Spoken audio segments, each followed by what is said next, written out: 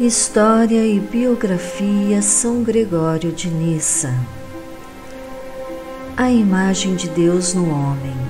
À semelhança de variados filósofos, São Gregório concebe o homem como um microcosmos. Ele exibe em si, na devida proporcionalidade, a mesma ordem que encontramos no universo. Contudo, a sua maior grandeza está não em ser a imagem do universo, mas sim a imagem de Deus. O homem é ícone de Deus, devido aos dons com que a sua alma está dotada: razão, livre-arbítrio e virtude. Por isso, o homem é superior a todas as criaturas do mundo, porque nenhuma senão ele foi feita à imagem de Deus. Gregório de Nissa, nascido em Cesareia, Capadócia, teólogo, místico e escritor cristão. Padre da Igreja e irmão de Basílio Magno, faz parte com este e com Gregório Nazianzeno dos assim denominados padres capadócios. É neto de Santa Macrina Maior, filho de Basílio, e velho e irmão de Santa Macrina, a jovem.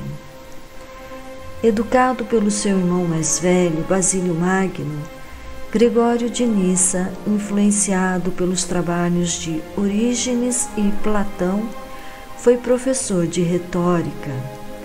Havia sido casado com Teosébia, a diaconisa. Desiludido com a função de professor, tornou-se padre e eremita, sendo que sua mãe e uma irmã já haviam abraçado a vida monástica. Após um período em que se dedicou à vida espiritual em Neo-Cesareia, foi consagrado bispo de Nissa, na Capadócia, a atual Turquia, e depois arcebispo de Sebaste.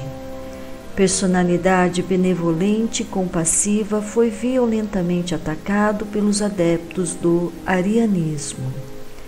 Esteve preso por ordem de Demóstenes, governador do Ponto. Escapou e foi deposto de sua autoridade de bispo, por se recusar a entrar em contendas que em pouco abandonavam a caridade cristã. Depois da morte do imperador Valente, adepto desta corrente cristã herética, reassumiu o cargo em 378. Participou ativamente no primeiro concílio de Constantinopla, realizado em 381. Combateu a heresia miliciana. Gregório de Nissa é dos padres capadócios. Os seus escritos revelam uma grande profundidade de pensamento. De entre as suas obras devem ser realçadas a grande catequese, diálogo com Macrina sobre a alma e a imortalidade, sobre a virgindade, sobre a criação do homem, comentário ao Cântico dos Cânticos e as 8 bem-aventuranças, sobre o amor dos pobres e sobre a divindade do Filho e do Espírito Santo, e a vida de Moisés. É o primeiro a fazer uma exposição orgânica e sistemática da fé, como teologia e filosofia, a solicitude amorosa de Deus. Doente, nossa natureza precisa ser curada, decaída, ser reerguida, morta, ser ressuscitada. Havíamos perdido a posse do bem, era preciso nola restituir. Enclausurados nas trevas, era preciso trazer-nos à luz. Cativos, esperávamos um Salvador. Prisioneiros, um socorro. Escravos, um libertador. Essas razões eram sem importância? Não eram tais que comoveriam a Deus a ponto de fazê-lo descer até nossa natureza humana para visitá-la, uma vez que a humanidade se encontrava em um estado tão miserável e tão infeliz? Catequese. Gregório de Nissa foi no século IV aquele que mais utilizou a filosofia nas suas reflexões. Tal como Orígenes, critica a esterilidade da filosofia pagã, mas advoga um discreto uso dela, ao serviço da teologia cristã, a fim de resgatar a sabedoria pagã, a que reconhece a existência, e dar-lhe um fim elevado. Considera que a filosofia não pode ser independente ou absoluta, pois deve harmonizar-se com a Escritura.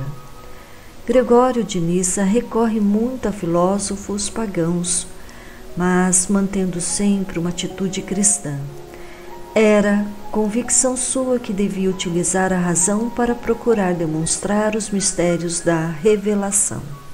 Contudo, na impossibilidade de o fazer, considerava que a fé havia que ser transmitida tal como fora recebida. Intuição de Deus. A semelhança com Deus permite ao homem conhecê-lo, pois, como diziam os antigos, e São Gregório partilha a ideia, o semelhante é conhecido pelo semelhante. A imagem de Deus que existe em cada homem supera todas as insuficiências de sua humana fragilidade e permite alcançar a visão mística de Deus. A divindade é pureza, ausência de toda a paixão e separação de todo o mal. Se em ti existe tudo isto, Deus está efetivamente em ti. Por conseguinte, se o teu pensamento não tem mistura de mal e está livre de toda a paixão e livre de mancha, és feliz pela tua clarividência, pois, por estares purificados, podes perceber o que é invisível para os que não estão purificados. Sexto sermão sobre as bem-aventuranças.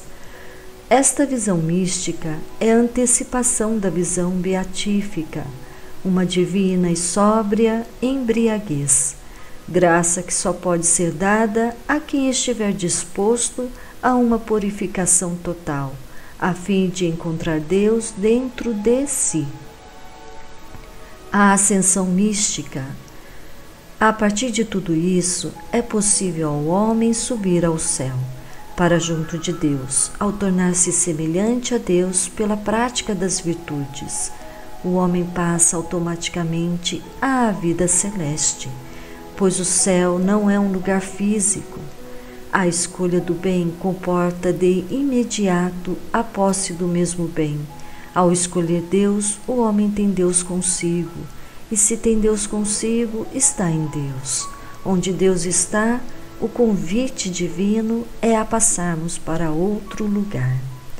Afirmam os historiadores que, pela sua eloquência, era-lhe rendido um grande prestígio na corte imperial.